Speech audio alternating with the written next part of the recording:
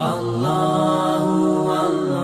کی مرادی مخلوق فرشتے موجود ہیں، شخص دو فرشتے نامہ میں لکھنے والے کرامن کاتبین موجود ہوتے ہیں، تو جتنے افراد موجود ہیں اس سے دگنے فرشتے موجود ہیں۔ اور ایک مسلمان کے ساتھ یہ دو فرشتے تو